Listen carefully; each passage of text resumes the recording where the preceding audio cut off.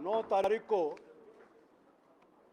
चुनाव आयोग ने 5 राज्यों के चुनाव की घोषणा की और उसके बाद आचार संहिता तुरंत लागू हुई।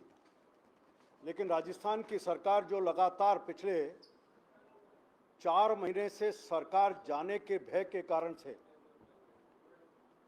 लगातार ट्रांसफर, अलग अलग प्रकार की घोषणाएं, प्रलोभन देने के जितने भी तरीके हैं, ऐसा लगा कि उस दिन 9 तारीख को ही सारे काम करके उसके माध्यम से अपने सरकार को बचा सकते हैं। ताबड़तोड़ उन्होंने घोषणाएं करके आचार संहिता की उल्लंघन का पूरे दिन में व्यस्त रखा।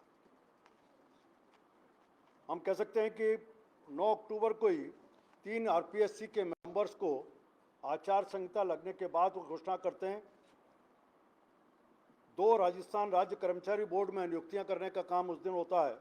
आर्थिक पिछड़ा वर्ग के अध्यक्ष के नाते उस दिन नियुक्ति का काम, 5 बोर्डों का गठन ताबड़तोड़ करने का, जबकि मुख्यमंत्री भी जानते थे इन सबको, जिनको हम बोर्ड का चेयरमैन बना रहे हैं उनको राज्य मंत्री का दर्जा देने का कागज की फॉर्मेलिटी भी पूरी की।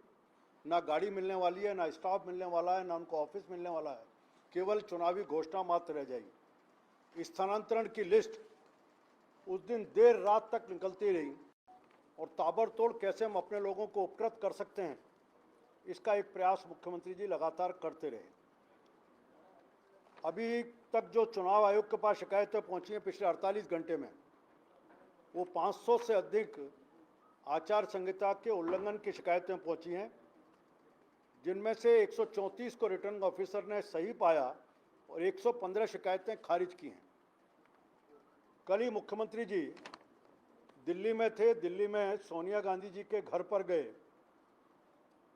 सरकारी गाड़ी में गए। सरकारी गाड़ी में जाना, इसके ऊपर मैं कोई प्रश्न चिन्ह नहीं लगा रहा, लेकिन मुख्यमंत्री के साथ उनके स्वयं के सचिव उनके साथ थे और अशोक सोनिया गांधी जी के घर पर भी थे। ये सीधा सीधा आचार संहिता का उल्लंघन है। चुनाव आयोग के जो निर्देश हैं, मंत्री अपने किसी भी राजनीतिक काम के लिए जाएगा तो उनका स्टाफ भी उनके साथ एसोसिएट नहीं कर सकता, जा नहीं सकता। उसके बाद उनके स्वयं के सचिव मुख्यमंत्री जी के जाते हैं। ये सीधा सीधा चुनावों को प्रभावित करने की बात है और सोनिया गांधी के घर में बैठ करके इस चुनाव के नाते से सरकार की क्या क्या योजनाएं, उन योजनाओं में सम्मिलित होकर के उन्होंने इसको इन्फ्लुएंस करने का काम किया है। पिछले कुछ दिनों में लगातार मुख्यमंत्री जी को अपने फोटो दिखाने का होड़ था। सड़कों के ऊपर जितने होल्डिंग हैं, जितने बैनर्स हैं, जितने पोस्टर्स हैं, सब पे मुख्यमंत्री जी, मुझे कोई इसमें कुछ नहीं कहना कि उनकी पार्टी भी नहीं होती, उनका कोई और नेता भी नहीं होता, इसकी कांग्रेस की चिंता का विषय होगा। लेकिन इतना जरूर है कि चुनाव आचार संहिता लगने के बाद विभिन्न सरकारी पत्रकों में जहाँ जहाँ मुख्यमंत्री जी के फोटो हैं, हम चुनाव आयोग को इसका पत्र लिख रहे हैं, आपके माध्यम से भी संज्ञान लाना चाहते हैं।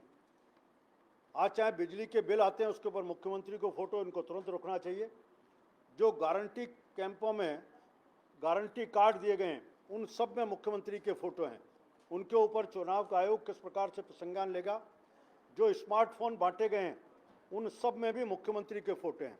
इसलिए उस ऐप के ऊपर, क्योंकि वो सरकारी योजना सरकार के माध्यम से दिए गए, उसके बारे में किस प्रकार का आने वाले समय में जो पट्टे बट्टे वाले हैं, जिसकी योजना कांग्रेस और कांग्रेस की सरकार अपनी तरफ से बनाने का काम करी, इसके माध्यम से वोटर्स को प्रभावित कर सकें, उन सब में से भी अगर मुख्यमंत्री के फोटो हैं तो उनको हटाने का काम और इसके निर्देश चुनाव आयोग को देना चाहिए, ये भारतीय जनता पार्टी का मानना है। लॉ एंड ऑर्डर की स्थिति लगातार, हम बार बार कह रहे हैं कि सरकार के नियंत्रण से बाहर हुई है। जिस प्रकार से सरकार अलग अलग स्थानों पर सरकार के प्रतिनिधि, सरकार के नुमाइंदे या तो नज़रअंदाज कर रहे हैं या जानबूझ करके क्राइम करने वाले लोगों के साथ खड़े हैं, उसका परिणाम है कि राजस्थान में कानून व्यवस्था पूरी तरह जर्जर हो चुकी है, अराजकता का वातावरण है, जंगल राज की स्थिति राजस्थान में बन चुकी है। पिछले 2-3 दिन की घटना देखें, बल्कि हम कहें आज की घटनाओं को लें तो अजमेर में एक बच्चों के सामने माँ के साथ बलात्कार की घटना, खाजूवाला में सरकारी स्कूल में नाबालिग के साथ छेड़छाड़ और बच्चों उसमें सीधे सीधे शिक्षक इन्वॉल्व हैं। मैं कहूँगा इसकी भी अगर सीरीज निकाली जाए तो अलग अलग स्कूलों में इस तरह की घटनाएं बढ़ी हैं और उसमें शिक्षकों का इन्वॉल्वमेंट भी कई जगहों पर स्पष्ट रूप से देखा जा रहा है। पाली में 15 वर्षीय बच्ची के साथ गैंगरेप और श्रीगंगानगर में आज सुबह ही 4 बजे एक व्यापारी को गोली मारकर हत्या, जिन्होंने कुछ दिन पहले जब उनका विवाद हुआ था तब थाने में रिपोर्ट कराई थी, ये घटना भी हुई है। तो थाने से मात्र 150 मीटर की दूरी पर, जिसका पहले से कांग्रेस सरकार को उन्होंने थानों को पुलिस को बता रखा था, उसके बाद भी उनको एक नियोजित तरीके से मारने का काम हुआ है।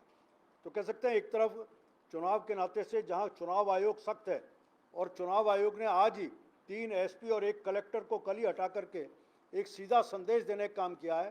मुझे लगता है कि राजस्थान के मुख्य चुनाव आयुक्त इन सब विषयों को पर अपनी तरफ से संज्ञान लेकर के सरकार को निर्देशित करेंगे और रोकने का काम इस पर करेंगे। अन्यथा भारतीय जनता पार्टी राष्ट्रीय चुनाव आयोग को भी इन विषयों को लिख करके सरकार के इस तरह के प्रयासों को प्रतिबंधित किया जाए, रोका जाए, इसका प्रयास करेंगे। मुझे इतना कहना था। कोई प्रश्न आपका हो?